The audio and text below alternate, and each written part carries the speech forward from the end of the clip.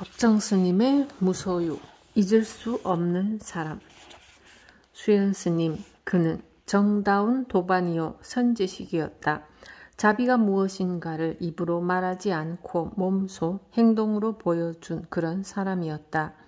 길가에 무심히 피어있는 이름 모를 불꽃이 때로는 우리의 발길을 멈추게 하듯이 그는 사소한 일로서 나를 감동케 했다. 수연스님, 그는 말이 없었다.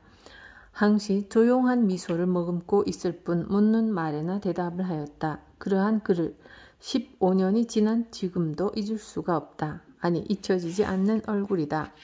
1959년 가을, 나는 지리산 쌍계사 탑전에서 혼자 안거를 하려고 준비를 하고 있었다.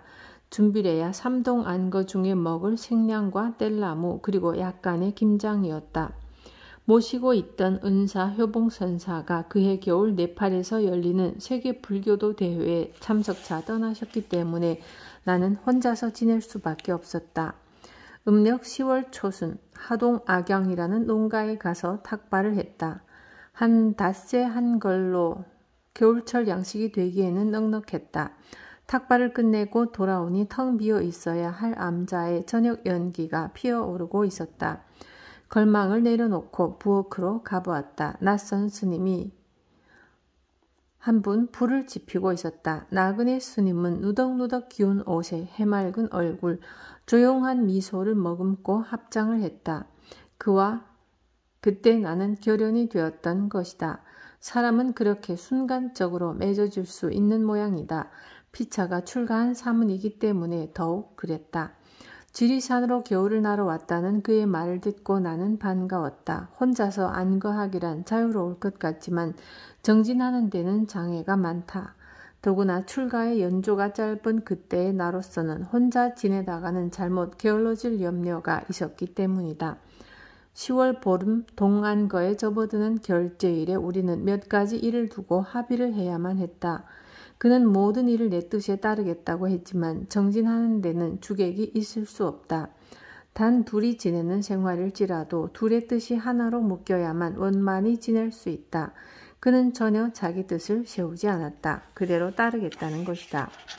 육신의 나이는 나보다 한 살 모자랐지만 출가는 그가 한 해 더 빨랐다. 그는 학교 교육은 많이 받은 것 같지 않았으나 천성이 차분한 인품이었다. 어디가 고향이며 어째서 출가했는지 서로가 묻지 않는 것이 승가의 예절임을 아는 우리들은 지나온 자취 같은 것은 알 수가 없다. 그리고 알 필요도 없다. 다만 그 사람의 언행이나 억양으로 미루어 교양과 출신지를 짐작할 따름이다. 그는 나처럼 호남 사투리를 쓰고 있었고 그는 소화기능이 안 좋은 것 같았다. 나는 공양주를 하고 그는 국과 찬을 만드는 채공을 보기로 했다. 국을 끓이고 찬을 만드는 솜씨는 보통이 아니었다. 시원치 않은 감일지라도 그의 손을 거치면 감노미가 되었고 나는 법당과 정랑에 청소를 하고 그는 큰 방과 부엌을 맡기로 했다. 그리고 우리는 하루 한 끼만 먹고 참선만을 하기로 했었다. 그때 우리는 초발심한 풋내기 사문들이라 계율에 대해서는 시퍼랬고 바깥일에 팔림이 없이 정진만을 열심히 하려고 했다. 그해 겨울 안거를 우리는 무사히 마칠 수 있었다. 그 뒤에 안 일이지만 아무런 장애 없이 순일하게 안거를 보내기란 결코 쉬운 일이 아니다. 이듬해 정월 보름은 안거가 끝나는 해제일. 해제가 되면 함께 행각을 떠나 여기저기 절 구경을 다니자고 우리는 그 해제철을 앞두고 마냥 부풀어 있었다. 그런데 해제 전날부터 나는 시름시름 앓기 시작했다. 며칠 전에 찬물로 목욕한 여독인가 했더니 열이 오르고 구미가 뚝 끊어졌고 자꾸만 오한이 드는 것이었다. 해제는 되었어도 길을 떠날 수가 없었다. 산에서 앓으면 답답하기 짝이 없다. 수행자는 성할 때도 늘 혼자지만 앓게 되면 그런 사실이 구체적으로 느껴진다. 약이 있는 것도 아니고 가까이에 의료기관도 없다. 그저 앓을 만큼 앓다가 낫기를 바랄 뿐이다. 그리고 그때 우리는 철저하게 무소유였다. 밤이면 헛소리를 친다는 내 머리맡에서 그는 줄곧 앉아 있었다. 목이 마르다고 하면 물을 떠오고 이마에 찬 물수건을 갈아주느라고 자지 않았다. 그러던 어느 날 아침 그는 잠깐 아랫마을에 다녀오겠다고 나가더니 한낮이 되어도 돌아오지 않았다. 해가 기울어도 감감무소식. 수어둔 죽을 저녁까지 먹었고 나는 몹시 궁금했다. 밤 10시 가까이 되어 부엌에서 인기척이 났다. 그새 나는 잠이 들었던 모양이다. 그가 방문을 열고 들어올 때 그의 손에는 약사발이 들려 있었다. 너무 늦었다고 하면서 약을 마시라는 것이다. 이때의 일을 나는 잊을 수가 없다. 그의 헌신적인 정성에 나는 어린애처럼 울고 말았다. 그때 그는 말없이 내 손을 꼭 쥐어주었다. 암자에서 가장 가까운 약국이래야 40요리 밖에 있는 구례읍이다. 그 무렵의 교통수단이라고는 구례 장날에만 장꾼을 싣고 다니는 트럭이 있었을 뿐이다. 그날은 장날도 아니었다. 그는 장장 80리길을 걸어서 다녀온 것이다. 서로가 돈 한 푼 없는 처지임을 알고 있었다. 그는 구례까지 걸어가 탁발을 하였으리라. 그 돈으로 약을 지어온 것이다. 머나먼 밤길을 걸어와 약을 다렸던 것이다. 자비가 무엇인가를 나는 평생 처음 온 심신으로 절절하게 느낄 수 있었고 도반의 정이 어떤 것인지도 비로소 체험할 수 있었다. 그토록 간절한 정성에 낫지 않을 병이 어디 있겠는가. 다리가 좀 휘청거리긴 했지만 그 다음 날로 나는 거동하게 되었다. 그때 우리가 거처하던 암자에서 오리 남짓 깊숙이 올라가면 폭포 곁에 토구를 짓고 참선하는 노스님 한 분이 계셨다. 노스님이 무슨 볼일로 동구 밖에 다녀올라 치면 의뢰 우리들 처소에 들르곤 했다. 그때마다 노스님이 메고 온 걸망은 노스님보다 먼저 토굴에 가 있었다. 그가 아무 말 없이 져다 주기 때문이었다. 그는 이렇듯 무슨 일이고 그가 할 만한 일이면 말없이 선뜻 해치웠다. 한동안 우리는 만나지 못한 채 각기 운수의 길을 걸었다. 서신왕래마저 없으니 어디서 지내는지 서로가 알 길이 없었다. 운수들 사이는 무소식이 희소식으로 통했다. 세상에서 보면 그렇게 어떻게 그리 무심할 수 있느냐 하겠지만 서로가 공부하는데 방해를 끼치지 않도록 배려해서이다. 인정이 많으면 도심이 성글다는 옛 선사들의 말을 빌릴 것도 없이 집착은 우리를 부자유하게 만든다. 해탈이란 온갖 얽힘으로부터 벗어난 자유자재의 경지를 말하는데 그 얽힘의 원인은 다른 데 있지 않고 집착에 있는 것이다. 물건에 대한 집착보다도 인정에 대한 집착은 몇 곱절 더 질기다. 출가는 그러한 집착의 집에서 떠남을 뜻한다. 그렇기 때문에 출가한 사문들은 어느 모로 보면 비정하리만큼 금속성에 가깝다. 그러나 그러한 냉기는 어디까지나 긍정의 열기로 향하는 부정의 단계이다. 긍정의 지평에 선 보살의 자비는 봄볕처럼 따사롭다. 내가 해인사로 들어가 퇴설 선원에서 안가하던 여름 들려오는 풍문에 그는 오대산 상원사에서 기도를 하고 있다고 했다. 여름 살림이 끝나면 그를 찾아가 보리라 마음 먹고 있었더니 그가 먼저 나를 찾아왔다. 지리산에서 헤어진 뒤 다시 만나게 된 우리는 서로 반겼다. 그는 여전히 조용한 미소를 머금고 있었다. 함께 있을 때보다 안색이 못했다.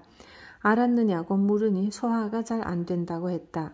그럼 약을 먹어야 하지 않겠느냐고 했더니 괜찮다고 한다. 그가 퇴설당에 온 후로 섬돌 위에는 전에 없이 변화가 일기 시작했다.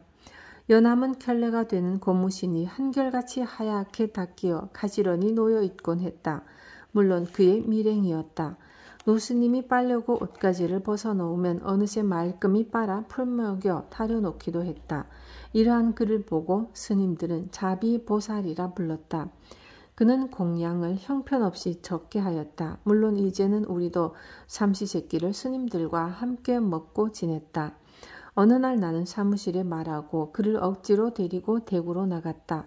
아무래도 그의 소화기가 심상치 않았다. 진찰을 받고 약을 써야 할 것 같았다. 버스 안에서였다. 그는 호주머니에서 주머니 칼을 꺼내더니 창틀에서 빠지려는 나사못 2개를 쥐어 놓았다. 무심히 보고 있던 나는 속으로 감동했다. 그는 이렇듯 사소한 일로 나를 흔들어 놓았다. 그에게는 내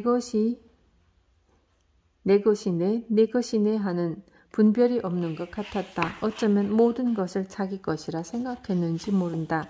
그렇기 때문에 사실은 하나도 자기 소유가 아니다. 그는 실로 이 세상의 주인이 될 만한 사람이었다. 그해 겨울 우리는 해인사에서 함께 지내게 되었다. 그의 건강을 걱정한 스님들은 그를 자유롭게 지내도록 딴 방을 쓰라고 했으나 그는 대중과 똑같이 큰 방에서 정진하고 울력에도 빠지는 일이 없었다.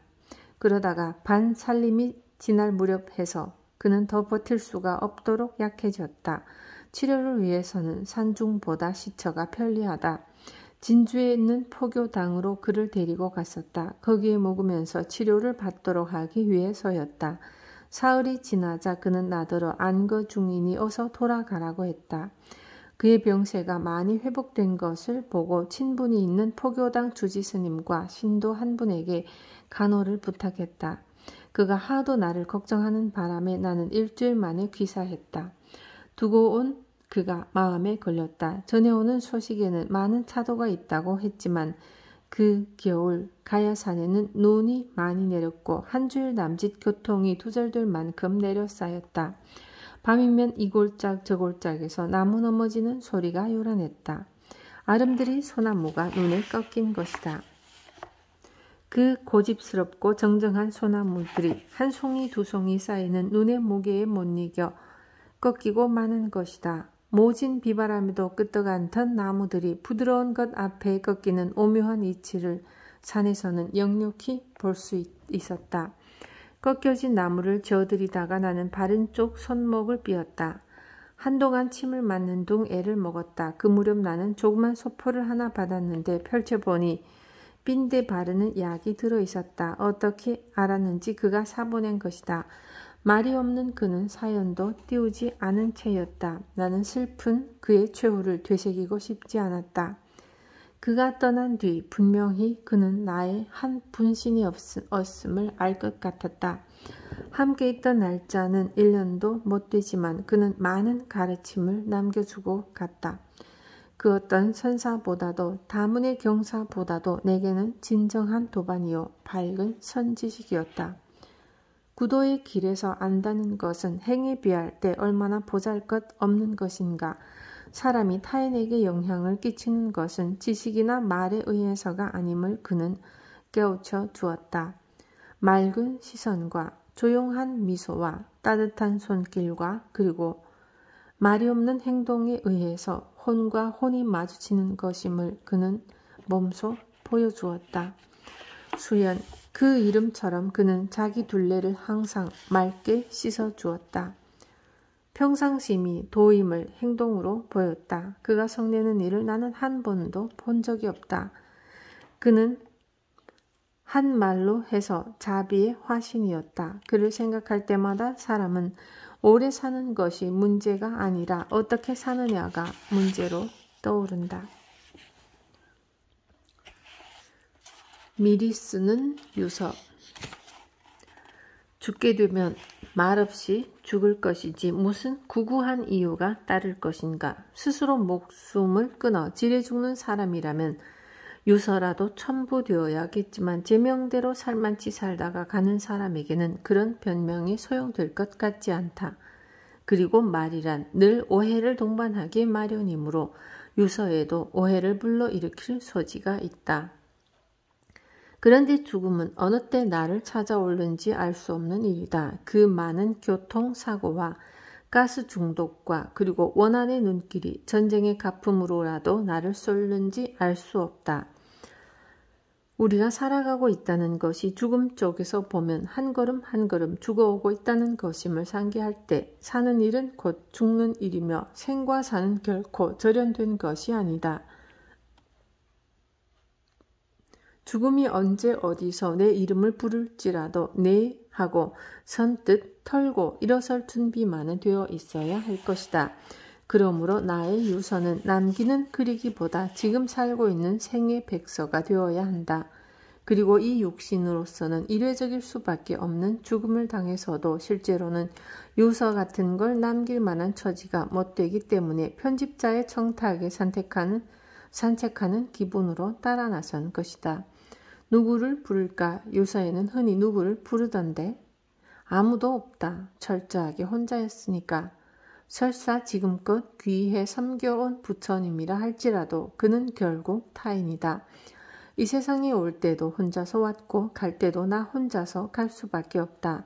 내 그림자만을 이끌고 휘적휘적 삶의 지평을 걸어왔고 또 그렇게 걸어갈 테니 부를 만한 이웃이 있을 리 없다. 물론 오늘까지도 나는 멀고 가까운 이웃들과 서로 왕래를 하며 살고 있다. 또한 앞으로도 그렇게 살아갈 것이다. 하지만 생명 자체는 어디까지나 개별적인 것이므로 인간은 저마다 혼자일 수밖에 없다. 그것은 보랏빛 노을 같은 감상이 아니라 인간의 당당하고 본질적인 실존이다. 고뇌를 뚫고 환희의 세계로 지향한 베토벤의 음성을 빌리지 않더라도 나는 인간의 선의지 이것밖에는 인간의 우월성을 인정하고 싶지 않다. 온갖 모순과 갈등과 증오와 사륙으로 뒤범벅이 된 이 어두운 인간의 촌락에 오늘도 해가 떠오르는 것은 오로지 그 선의지 때문이 아니겠는가. 그러므로 세상을 하직하기 전에 내가 할 일은 먼저 인간의 선의지를 저버린 일에 대한 참회이다. 이웃의 선의지에 대해서 내가 어리석은 탓으로 저지른 허물을 참회하지 않고는 눈을 감을 수 없을 것이다. 때로는 큰 허물보다 작은 허물이 우리를 괴롭힐 때가 있다. 허물이란 너무 크면 그 무게에 짓눌려 참 괴에 눈이 멀고 작을 때에만 기억에 남는 것이다. 어쩌면 그것은 지독한 위선일지도 모르겠다. 그러나 나는 평생을 두고 그 한 가지 일로 해서 돌이킬 수 없는 후회와 자책을 느끼고 있다. 그것은 그림자처럼 따라다니면서 문득문득 나를 부끄럽고 괴롭게 채찍질했다. 중학교 1학년 때 같은 반 동무들과 어울려 집으로 돌아오던 길에서였다. 엿장수가 옆판을 내려놓고 땀을 들이고 있었다. 그 엿장수는 교문 밖에서도 가끔 볼 수 있으리만큼 낯익은 사람인데 그는 팔 하나가 없고 말을 더듬는 불구자였다. 대여섯 된 우리는 그 엿장수를 둘러싸고 엿가락을 고르는 채 하면서 적지 않은 엿을 슬쩍슬쩍 빼돌렸다. 돈은 서너 가락치밖에 내지 않았다. 불구인 그는 그런 영문을 전혀 모르고 있었다. 이 일이, 돌이킬 수 없는 이 일이 나를 괴롭히고 있다. 그가 만약 넉살 좋고 건장한 엿장수였더라면 나는 벌써 그런 일을 잊어버리고 말았을 것이다. 그런데 그가 장애자라는 점에서 지워지지 않은 채 자책은 더욱 생생하다. 내가 이 세상에 살면서 지은 허물은 헤아릴 수 없이 많다. 그 중에서 용서받기 어려운 허물도 적지 않을 것이다. 그런데 무슨 까닭인지 그때 저지른 그 허물이 줄곧 그림자처럼 나를 쫓고 있다. 이 다음 세상에서는 다시는 더 이런 후회스러운 일이 되풀이되지 않기를 진심으로 빌며 참여하지 않을 수 없다. 내가 살아 생전에 받았던 배신이나 모함도 그때 한 인간의 순박한 선의지를 저버린 과보라 생각하면 능히 견딜만 한 것이다. 날카로운 면도날은 밟고 가기 어렵나니 현자가 이르기를 구원을 얻는 길 또한 이같이 어려우니라. 우파니샤드의 이 말씀을 충분히 이해할 것 같다. 내가 죽을 때에는 가진 것이 없을 것이므로 무엇을 누구에게 전한다는 번거로운 일도 없을 것이다. 본래 무일물은 우리들 사문의 소유관념이다. 그래도 혹시 평생에 즐겨 읽던 책이 내 머리맡에 몇 권 남는다면 아침 저녁으로 신문이요 하고 나를 찾아주는 그 꼬마에게 주고 싶다. 장례식이나 제사 같은 것은 아예 소용없는 일. 요즘은 중들이 세상 사람들보다 한술 더 떠 거창한 장례를 치르고 있는데 그토록 번거롭고 부질없는 검은 의식이 만약 내 이름으로 행해진다면 나를 위로하기는커녕 몹시 화나게 할 것이다. 평소의 식탁처럼 나는 간단 명료한 것을 따르고자 한다. 내게 무덤이라도 있게 된다면 그 차가운 빗돌 대신 어느 여름날 아침에 좋아하게 된 양귀비 꽃이나 모란을 심어달라 하겠지만 무덤도 없을 테니 그런 수고는 끼치지 않을 것이다. 생명의 기능이 나가버린 육신은 보기 흉하고 이웃에게 짐이 될 것이므로 조금도 지체할 것 없이 없애주었으면 고맙겠다. 그것은 내가 벗어버린 헌옷이니까. 물론 옮기기 편리하고 이웃에게 방해되지 않을 곳이라면 아무 데서나 다비해도 무방하다. 사리 같은 걸 남겨 이웃을 귀찮게 하는 일을 나는 절대로 하고 싶지 않다. 육신을 버린 후에는 훨훨 날아서 가고 싶은 곳이 있다. 어린 왕자가 사는 별나라 같은 곳이다. 의자의 위치만 옮겨 놓으면 하루에도 해지는 광경을 몇 번이고 볼 수 있다는 아주 조그만 그런 별나라. 가장 중요한 것은 마음으로 봐야 한다는 것을 안 왕자는 지금껏 장미와 사이좋게 지내고 있을까? 그런 나라에는 귀찮은 입국 사증 같은 것도 필요 없을 것이므로 한번 가보고 싶다. 그리고 내 생에도 다시 한반도에 태어나고 싶다. 누가 뭐라 한데도 모국어에 대한 애착 때문에 나는 이 나라를 버릴 수 없다. 다시 출가 수행자가 되어 금생에 못다한 일들을 하고 싶다.